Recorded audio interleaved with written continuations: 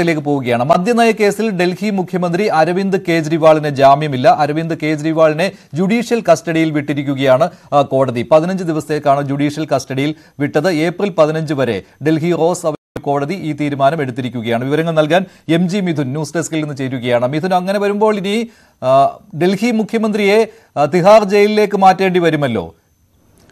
തീർച്ചയായും മഞ്ജുഷ, അങ്ങനെ തന്നെയാണ്. തിഹാർ ജയിലിലേക്ക് അരവിന്ദ് കെജ്രിവാൾ പോകുന്നു എന്നുള്ളത് തന്നെയാണ്. അതായത് ED തൽക്കാലത്തേക്ക് ഇദ്ദേഹത്തെ ജുഡീഷ്യൽ കസ്റ്റഡിയിലേക്ക് വിടണമെന്നുള്ള ഒരു ആവശ്യം മുന്നോട്ട് വയ്ക്കുകയും ചെയ്തു. അതായത് കഴിഞ്ഞ 7 ദിവസമായി കസ്റ്റഡിയിൽ ഉണ്ടായിരുന്നു എങ്കിൽ പോലും തന്നെ പൂർണ്ണമായും നിസ്സഹകരിക്കുകയായിരുന്നു ഈ ഒരു ചോദ്യം ചെയ്യലിൽ. കൂടുതൽ വിവരങ്ങൾ ലഭ്യമാകാത്ത ഒരു പശ്ചാത്തലമുണ്ട്. കൂടാതെ അദ്ദേഹത്തിന്റെ ഐഫോണിന്റെ പാസ്വേഡ് അടക്കം ലഭ്യമാക്കേണ്ടതുണ്ട്. അത് അരവിന്ദ് കെജ്രിവാൾ നൽകുന്നില്ല എന്ന് നേരത്തെ ED ഉന്നയിക്കുകയും ചെയ്തിരുന്നു. കൂടാതെ തന്നെ ആപ്പിൾ കമ്പനിയുമായി ബന്ധപ്പെട്ട ഈ ഐഫോണിന്റെ പാസ്വേഡ് ലഭ്യമാക്കേണ്ടതായിട്ടുണ്ട്. കൂടാതെ ഈ കേസുമായി ബന്ധപ്പെട്ട് കൂടുതൽ പ്രതികളെ ചോദ്യം ചെയ്യേണ്ടതായിട്ടുണ്ട്. പ്രതിപട്ടികയിൽ കൂടുതൽ പേരെ ഉൾപ്പെടുത്തേണ്ടതായിട്ടുണ്ട്. അതിനുശേഷം ഈ ഐഫോണിൽ നിന്നും ഒപ്പം തന്നെ ഈ മറ്റ് ആളുകളിൽ നിന്നും ലഭ്യമാകുന്ന വിവരങ്ങളുടെ അടിസ്ഥാനത്തിൽ കൂടുതൽ ചോദ്യം ചെയ്യലിലേക്ക് കടക്കേണ്ടതായിട്ടുണ്ട്. അന്ന് വരെ ജുഡീഷ്യൽ കസ്റ്റഡിയിലേക്ക് വിടണമെന്നുള്ള ആവശ്യമാണ് ED മുന്നോട്ട് വയ്ക്കുകയും ചെയ്തത്. നിലവിൽ ഏപ്രിൽ 15 വരെ ജുഡീഷ്യൽ കസ്റ്റഡിയിലേക്ക് അരവിന്ദ് കെജ്രിവാളിനെ വിടുകയാണ് ചെയ്തിരിക്കുന്നത്. ഒപ്പം തന്നെ ഈ വിവരങ്ങൾ ലഭ്യമായതിന്റെ അടിസ്ഥാനത്തിൽ വീണ്ടും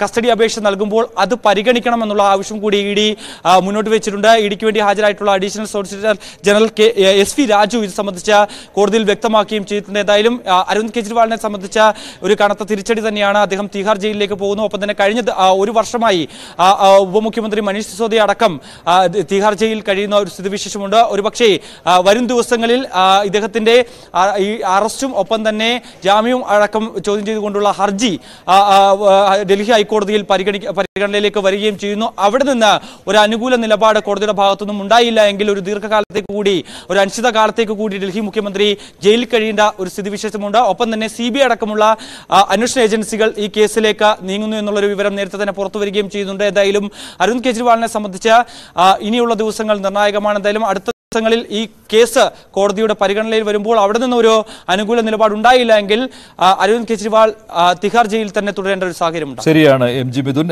അരവിന്ദ് കെജ്രിവാളിന്റെ മോചനം വൈകുകയാണ്. എന്തായാലും 15 ദിവസത്തേക്ക് ജുഡീഷ്യൽ കസ്റ്റഡിയിൽ വിട്ടിരിക്കുകയാണ്. തിഹാർ ജയിലിലേക്ക് ഡൽഹി മുഖ്യമന്ത്രിയെ മാറ്റുകയാണ്.